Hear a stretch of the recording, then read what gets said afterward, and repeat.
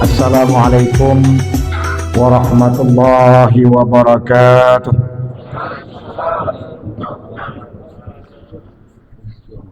Alhamdulillah, wassalatu wassalamu ala rasulillah wa ala alihi wa sahbihi wa mawalah. Ashhadu an la ilaha illallah wahdahu la syarika lah wa ashhadu anna muhammadan abduhu wa rasuluh. Amma ba'd. Qala Allah ta'ala fil Qur'anil Karim, a'udzu billahi minasyaitonir rajim. Bismillahirrahmanirrahim. Rabbana zalamna anfusana wa illam taghfir lana wa tarhamna lanakunanna minal khasirin. Shadaqallahul azim. Tiada yang pantas kita ucapkan dari lisan kita yang tak bertulang di pagi hari yang mulia ini, di subuh menjelang mentari terbit di ufuk timur. Semoga Allah mengampuni dosa-dosa kita, kemudian terap langkah kita dari rumah masing-masing dicatat Allah sebagai amal saleh kita, kemudian menjadi tujuan hidup kita sesuai dengan firman Allah. Kita adalah umat manusia yang harus menyembah padanya. Kemudian selalu kita berselawat kepada baginda Nabi Muhammad sallallahu alaihi wasallam, diberkatin Allahumma salli ala sayyidina Muhammad wa ala alihi wa sahbihi wa barik wasallam. Berharap kita semua bisa bersua, bisa berjumpa, mendapatkan syafaat dari baginda Nabi Muhammad sallallahu alaihi wasallam. Al-Muhtaramin, Bapak Bupati Kabupaten Aceh Tengah, Bapak Kapolres yang baru selamat datang di dataran tinggi Gayo yang dikenal dengan kota kopi dunia, kemudian negeri di atas awan yang dinginnya mungkin seperti di kota Swiss. Kemudian semoga Bapak betah dan senang di Kabupaten Aceh Tengah. Kemudian Bapak Rektor yang kami muliakan dan seluruh anggota Forkopimda Kabupaten Aceh Tengah, para dosen Sivitas Akademika IAIN Takengon, kemudian keluarga besar mungkin Forum Reji Kecamatan Bebesan di Desa Keramat Pembakat, Reje, Simusuket, Sipet, Sitimang Beret, Sijual Murege, Simunimang, Kira-Kira Mangik, Simunyuket, Kira-Kira Rancung, Amangku, Inengku, Tuah Bahagia Jantung Rasa. Kami mengambil petikan sembari tadi malam dari Kota Langsa bersama Bapak Rektor, mengantar Bapak Amrun Saleh hantar dan sambut. Bekerja beliau mungkin sampai beliau bekerja di Kota Langsa, di IAIN Kota Langsa. Rujukan kita pagi ini adalah seperti yang pertama dalam kitab Tanbih Al-Ghafilin karya Abu Lais Al-Samarkandi, kemudian berbanding lurus dengan apa yang diceritakan oleh Abu Al-Syekh As-Bihani dalam kitab Al-Azamah. Cerita ini sangat unik, yakni mengenai seorang nabi, yakni Nabi Daud alaihissalam. Nabi Daud alaihissalam adalah salah satu nabi yang gemar beribadah. Pada suatu pagi, dia berangkat ke pinggiran pantai. Di pinggiran pantai ini dia menyembah Allah, bertasbih, memuja Allah. Di ending pekerjaan pas setahun, dia menghadap ke tengah pantai sampai ke ujung dia memantai, tak berhenti. Lalu Nabi Daud alaihissalam berucap, "Ya Allah, hamba sudah setahun memujamu di sini. Kemudian lisanku agak terasa kaku. Air mataku sudah banyak tertuang. Tubuhku sudah membungkuk. Lalu ya Allah, aku tidak tahu lagi, hamba tidak tahu lagi. Ya, untuk apa lagi aku memujamu?" Nah, dalam kitab ini disebutkan ada kesombongan Nabi Daud. Ya, ada kesombongan Nabi Daud. Berbanding lurus dengan cerita ini, lalu Allah mengirimkan seekor kodok, seekor katak untuk mengajari Nabi Daud alaihissalam. Sepertinya tidak mungkin, masa seekor katak mengajari Nabi? Tapi apa yang terjadi sidang jamaah Rabu Berkah yang dirahmati Allah? Setidaknya kodok berkata, "Wahai Nabiullah, Zat yang mengirimmu sebagai Nabi, tidak salah engkau berucap seperti itu. Tapi engkau sepertinya pesimistik. Engkau pesimis. Engkau mempertanyakan ibadahmu kepada Allah. Setahun engkau memujanya, setahun engkau memujinya. Lalu engkau bertanya, seolah-olah engkau tak tahu kemana arah daripada engkau menyebut asma Tuhan. Wahai Nabi, saya sudah 30 tahun di pantai ini. 30 tahun aku menyembah Allah. Bertasbih aku kepada Allah. Bertahmid aku kepada Allah 30 tahun. Aku tidak pernah mempertanyakan tentang itu. Tapi kenapa Ningko baru setahun sudah begitu mendengar nasihat kodok ini, yang seketika kodok itu berdiri di tengah lautan menghadap Nabi Daud alaihissalam. Seketika itu Nabi Daud meneteskan air mata. Seketika itu Nabi Daud melihat ke langit. Ya Allah, ya Rahman, ya Rahim. Ternyata yang kuanggap diriku manusia atau nabi yang paling lumrah beribadah kepadamu, aku menyadari manusia yang paling sempurna engkau ciptakan ini, ada makhlukmu yang lebih tinggi beribadah kepadamu, seekor kodok. Bagaimana ya Allah, ampuni aku sebuah kesalahan yang fatal, menganggap ibadah kita, menganggap untayan lisan ini ketika berzikir, bertahmid, bersujud kepada Allah, seolah-olah kita yang paling banyak, kita yang paling baik. Tidak boleh dalam konsep agama kita. Yang kedua, sidang jamaah yang dirahmati Allah, ketika bulan Muharram datang, ada pemimpin di muka bumi ini yang namanya diabadikan dalam Al-Quran. Seketika itu ditenggelamkan Tuhan. Namanya sama-sama kita tahu. Silahkan rubrik bacaan kita di dalam surat Al-Qasas ayat 8 yang berbunyi, Inna Fir'auna wa Haman. Sesungguhnya Fir'aun dan Haman itu sudah cocok satu kamar. Kenapa?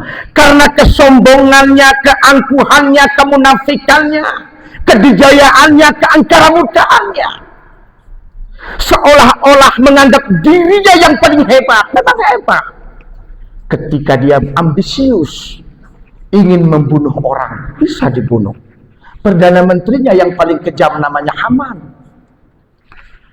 Siapa Haman? Haman itu mohon maaf sidang jamaah yang dirahmati Allah. Hamba yang fakir hari ini tidak menyindir siapapun. Ini cerita Al-Quran. Haman itu adalah orang kaya, perdana menteri yang ketika kekayaannya tidak menolong seseorang. Tetapi apa yang terjadi? ambisius terhadap kekuasaan, dia menjilat kepada Firaun. Nauzubillah min dzalik. Dan Firaun adalah lambang penguasa yang sombong dan angkuh. Itu seketika di bulan Muharram ditenggelamkan Tuhan di dalam Laut Merah. Tuhan memperingatkan kepada kita, wala tamshi fil ardi marahan. Wahai manusia, jangan kau berjalan di muka bumi ini dengan penuh kesombongan. Marahan, sombong, angkuh. Dari cerita ini Imam Al-Ghazali yang wafat pada tahun 1111 Masehi silam, di dalam kitab Al-Mukhtasar Ihya Ulumuddin, apa yang dikatakan? Ujub itu, sombong itu, yang ketika mengungkapkan tabir kepalsuan di dalam dirimu adalah penyakit kronis yang bisa menghanguskan amal ibadahmu seketika. Maka mungkin dengan kehebatan kita, dengan kekuasaan kita, dengan tanda tangan kita, kita mungkin menganggap diri kita yang paling hebat. Tetapi ingat, sebuah falsafah mengatakan, baik bagi kamu belum tentu baik bagi orang lain. Welek cari dong cawe niku, jelek bagi kamu belum tentu jelek bagi orang lain. Kita lihat juga penyakit di dalam bulan Muharram, yang seketika Nabi Ayub alaihissalam berpenyakit bukan setahun, 2 tahun, 3 tahun, tidak, 18 tahun Nabi Ayub didera penyakit yang sangat mematikan. Tetapi Ayub dilempar ke hutan, Ayub diusir ke hutan bersama istrinya bernama Rahmah. Ibu, ada yang bernama Rahmah yang di belakang saya, di depan ini? Ada ke Rahmah ini? Nah, beda Rahmah itu dengan Rahmah ini. Nabi Ayub alaihissalam 18 tahun berpenyakit. Penyakitnya itu mematikan, ngeri penyakitnya. Saking ngerinya, ya, masyarakatnya tidak mengizinkan Ayub tinggal di desa itu, diusir ke tengah hutan. Sudah bau bangkai, ngeri. Permintaan Ayub di mana? Ya Allah, ya Rahman ya Rahim, ketika engkau mengirimkan penyakit ini kepadaku, bala tentaramu kau kirimkan kepadaku, tak masalah ya Allah, aku ikhlas, enggak masalah. Yang terpenting bagiku adalah mohon padamu hanya 2 saja, jangan penyakit ini menggerogoti dirinya. Pertama, kalbuku, yang kedua, lisanku. Ya Allah, jangan sempat mereka memakan kalbu dan lisanku. Ada apa? Seandainya ya Rab, kalbuku ini dimakan, digerogoti penyakit yang kau kirimkan, yang seketika aku tabah menghadapinya, engkau yang tahu, maka kalbuku tak mampu lagi mengingat asmamu ya Rab. Ketika lisanku dimakan oleh penyakit ini, maka ya Rab, tak mampu lagi lisan ini berucap padamu. Ini mengajarkan kepada kita, fi kulli makan, fi kulli zaman, fi kulli sa'ah, fi kulli waqt, dimanapun kita berada, di mana berdiri, di mana engkau bekerja, jangan pernah meninggalkan Allah. La haula wa la quwwata illa billahil aliyyil azim. Nabi Ayub mengajarkan kepada kita bahwa ketabahan dalam hidup dan menghadapi penyakit itu penting. Semoga Allah menghapuskan penyakit kesombongan kita, keangkuhan kita, penyakit dalam diri ini, ya, syirik dengki, geretebuh nengon jemaah senang. Bersamaan bulan Muharram 11 hari ke depan, karena posisi kita ada di dalam 19 bulan Muharram, ditenggelamkan Allah dalam diri ini. Jangan kita angkuh, jangan kita sombong. Kemudian sebuah cerita menutup daripada ceramah kita. Pada tahun 1970 berangkat orang Gayo ke kota Jakarta. Dia mengambil sekolah teknik sipil. 5 tahun kemudian dia berbalik ke kota Takengon dengan gelar insinyur. Coba bayang nih Bapak Ibu, insinyur di tahun 1975. Mahal, mahal, sangat mahal. Gerara jemaah Wilan. Tapi singkat cerita, sudah seminggu dia di Kabupaten Aceh Tengah, dia hendak menziarahi kubur kakeknya di Bintang. Mohon maaf, Pak Cik tadi ada saya di sini dari Bintang ya. Saya tidak menyindir orang Bintang. Saya tidak menyindir siapa-siapa. Ini cerita. Tahun itu tidak ada jalan Mendali, tidak ada jalan Taweren. Menggunakan perahu yang ada di Bum. Pak, Bapak sudah tahu Bum, Pak? Itulah hebatnya orang Gayo, Pak. Di Bum nggak mau mati, itu Bum. Ya, di Bius nggak mau pingsan, ada di Bius sana. Hebat. Ke Bintang nggak perlu pakai Apollo. Itulah hebatnya. Semoga Bapak bersenang. Nah, jemaah yang dirahmati Allah, singkat cerita, sampai di Bum sana, dia melihat seorang pemuda yang badannya itu menghitam, ngitem badannya. Itu wajar penjaga perahu. Kidingin cerah, wajahnya kusut. Dia pandang, sinis dia memandang orang ini. Terkejut si pemuda. Wahai Bapak, ada apa? Kok melihat saya sepertinya yang aneh? Ada yang aneh? Oh enggak anakku, enggak apa-apa. Padahal dalam hatinya apa yang dia lakukan? Mengihi anak jemani, ngekotek jeroh. Jijik aku lihat kau. Begitulah kira-kira. Pak, mohon maaf, apa yang dapat saya bantu, Pak? Ada apa, Pak? Oh, begini nak, saya mau ke Bintang. Boleh nggak kira-kira engkau hantar? Iya, Pak, itu tugas saya sebagai penjaga perahu ini, mengantarkan orang yang ketika ditinggalkan sama kapal. Waktu itu namanya kapal Musara. Saya tuh bertugas itu bagi penumpang yang tertinggal maka saya yang mengantar ke sana. Baik, oh ya jeroh ya. Saya tanya, Pak, kenapa Bapak melihat saya sini seperti itu? Oh enggak Pak, enggak masalah. Oh udah deh, enggak masalah. Sekarang saya tanya sama kamu nak, berapa ongkos? Terserah kepada Bapak. Mau Bapak beri berapa ujrah dan ongkos itu terserah. Masya itu kalau orang Arab menyebut. Terserah padamu Pak. Oke, tapi satu Pak. Sebelum Bapak naik ke perahu ini, tolong bacakan doa dulu. Apa? Kata orang ini. Insinyur. Melihat dengan sombongnya, mohon maaf ini ya, kau suruh aku berdoa. Dari Jakarta saya 8 hari naik kapal laut. Dari Medan baru naik bus saya ke Takengon. Tidak ada baca doa. Gerhana berdoa aku nggak ada pakai doa. Nyampe, masa ke Bintang saya kau suruh baca doa? Dalam hati siwin ini, ya Allah ya Rahman ya Rahim, astagfirullah. Besar keketang ngebetuk nih insinyur nih, nge-insinyur dari berdoa nih. Ya udah nggak usah pakai doa lagi karena saya udah insinyur. Begitulah kira-kira. Sok banget nih orang. Ya udah deh kalau Bapak nggak mau terserah, tapi minimal bismillahi majriha wal mursaha. La haula wala quwwata illa billah. Bacakan terserah Pak. Udah, yang nama sombong angkuh ini naiklah. Didayung perahu dengan pelan.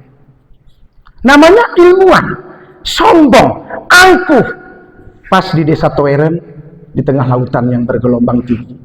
Bertanyalah insinyur ini kepada si anak, Win, kamu sekolah enggak? Apa yang dijawab Win? Enggak Pak. Langsung insinyur ini menyebut, telah hilang masa depanmu 25%. Hah? 25%? Belum nyampe ke Bintang ini Pak. Berarti sudah nyampe Bintang, hilanglah saya Pak. Oh begitu. Ya udah Pak, jangan tanya lagi Pak. Udah. Sampai di Nosar, tanya lagi nih Bapak, Win, bagaimana kehidupanmu nanti, Win? Ya, apakah engkau setelah menikah, anak istrimu makan dengan perahu ini, dengan usahamu ini? Iya Pak. Apa langsung dijawab oleh Bapak insinyur? Telah hilang masa depanmu 25. Hah? Tinggal 50? Pak, saya harap kepada Bapak jangan lagi bertanya Pak. Kenapa Win? Berdua kita cuma dalam perahu ini. Keruan tuh isin Pak. Hana masuk mungkin. Enggak ada masuk Pak. Dalam hatinya ini merah berdepak urung lugen ini. Udah, singkat cerita. Yang namanya ilmuwan, sombong, masya Allah, subhanallah. Sampai di Nosa Pak, di Bewang. Tanya lagi nih Bapak. Ini lebih keras. Win, apakah dari sini sampai tua ke anak cucumu, engkau berusaha dengan perahu ini. Langsung dijauhin, berhenti perahu. Ya Pak, saya nggak bakal lagi mengayuh perahu ini Pak. Biar kita berdua di sini bercerita. Hah? Meleunuh engkau kah kuit? Enggak Pak, saya harus mengajari Bapak dulu katanya. Apa yang perlu diajar di sini? Pak, ayahku, orang tuaku itu, anaknya itu 10, buah hatinya itu 10 Pak. Perempuan ada 3, kami 7 laki-laki. Dari ke-10 anak bapakku di rumah, 9 orang sudah menikah. Dan mereka punya pekerjaan. Mereka layak menjadi manusia bagi saya. Bukan karena keluarga saya, tapi orang menyebutnya begitu. Kemudian aku, mungkin setelah Idul Adha nanti akan menikah. Dan ayahku mengajarkan kepada aku, berusaha dengan ibadah dan usaha diseimbangkan Pak. Dan rezeki jangan kau atur, Tuhan yang maha mengatur. Diajarkannya kepadaku sebuah ayat yang terkenal dalam Al-Quran, itu disebut orang Islam adalah ayat 1000 dinar. Bismillahirrahmanirrahim. Wa may yattaqillaha yaj'al lahu makhraja wa yarzuquhu min haitsu la yahtasib. Wa may yatawakkal 'ala Allah fa huwa hasbuh. Innallaha balighu amrihi qad ja'ala Allah likulli syai'in qadra. Ketika engkau manusia berusaha menyerahkan segala-galanya kepadaku, bertawakal engkau kepadaku, kata Tuhan, maka kudatangkan rezeki. Apabila di langit kuturunkan, di bumi kupancarkan, di depan kuhadirkan, di belakangmu kutumpukan, sekelilingmu akan dapat rezeki. Pagi ini serasa Pak Kapolres Aceh Tengah, tidak terasa enak kita akan makan di sini. Pernah nggak terbayang dalam benak Bapak? Begitulah kiranya rezeki itu dipancarkan Tuhan. Kita tidak pernah menyadari. Kemarin kami di Langsa, pagi ini tumbenan ada di Keramat Mufakat. Begitulah rezeki, langkah rezeki pertemuan maut. Singkat cerita, oh begitu ya? Iya Pak. Bapak, saya ingatkan, jangan lagi bertanya. Hidup saya, masa depan saya tinggal 25. Punya Bapak masih 100. Jangan lagi Bapak bertanya. Udah, Bapak mau lanjut atau enggak? Oh lanjut, Win. Lanjut, baik, dikayuh lagi perahu. 1 kilo lagi belum nyampe ke Pantai Menye, mau nyampe. Lisan Bapak ini sudah mau berbicara. Dipanggil, Win. Pas mau berbicara, tiba-tiba datang gelombang. Kemudian Bapak ini mulai takut. Di tengah ketakutan ini datang lagi yang namanya badai. Bapak boleh tanya nanti Pak Kapolres, namanya badai bintang. Badai bintang. Makin takut, bahasa Inggrisnya cekapuh, makin galau. Ternyata benar, Bapak ini takut dengan kematian. Benar juga, ternyata orang-orang hebat, para pejabat ini takut juga dengan mati dia. Terserahlah, aku nggak mau tahu, pokoknya begitu. Semua kita ada yang takut dengan kematian. Udah, terserah. Singkat cerita, bergelombang tinggi, air tidak lagi surut, jatuhlah Bapak dengan siwin ke lautan. Mau balik perahu, terbalik semuanya, jatuh. Apa yang dikatakan Bapak? Weh, bagaimana keadaan kita ini, Weh? Pak, mohon maaf, tenang Pak. Saya selalu menghadapi gelombang seperti ini setiap hari. Santai aja Pak. Pak, mohon maaf, kalau Bapak mau selamat, pegang Yamaten perahu, pegang perahu itu. Saya yang akan mengayuh, hanya 800 meter lagi kita akan nyampe. Tenang Bapak, tenang. Apa yang terjadi? Saking takutnya si Bapak, dia tidak bisa berbicara apa-apa, hanya berteriak. Lalu sempat si adik bertanya si Win, Bapak bisa nggak berenang? Apa yang dijawab Bapak? Tidak anakku. Maka si Win menyebutkan, kita ngemosok masa depan Bapak. Hilang masa depan Bapak. Punya aku tinggal 25, maka dengan 25 ini aku akan sampai di Pantai Menye. Artinya apa? Artinya apa? Mangkuinengku sebutuh bahagia jantung rasa. Emas memang lebih berharga daripada kayu. Kayu memang lebih hina daripada emas. Tapi ingatlah orang tuaku, amangkuinengku, sahabatku. Suatu saat kayu itu akan lebih berguna daripada emas. Di manakah posisinya? Di saat kita mau terombang-ambing di tengah lautan, emas akan kita buang. Selama ini emas kita puja, tidak memberi mudarat ketika di tengah lautan. Kayu yang selama ini kuhinakan hanya menanak nasiku, hanya tempatku kalau di Aceh Tengah namanya meniru, Pak. Meniru supaya hangat tubuh ini. Maka ternyata Allah mengirim kayu ini ke tengah lautan, bisa membawaku ke pantai selamat, bisa bergabung lagi aku di bulan Februari mendatang. Singkat cerita, emas sifatnya tenggelam, kayu sifatnya mengapung. Kalau kita bisa menyatukan kedua ini, indah terasa hidup.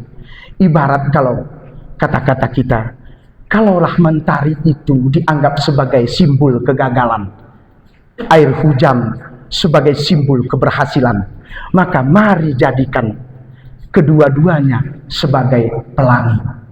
Jangan pernah kau hinakan orang lain, jangan pernah kau sepilikan orang lain, jangan pernah kau rendahkan orang lain. Suatu saat orang yang kau hinakan itu akan menolong dirimu. Assalamualaikum warahmatullahi wabarakatuh.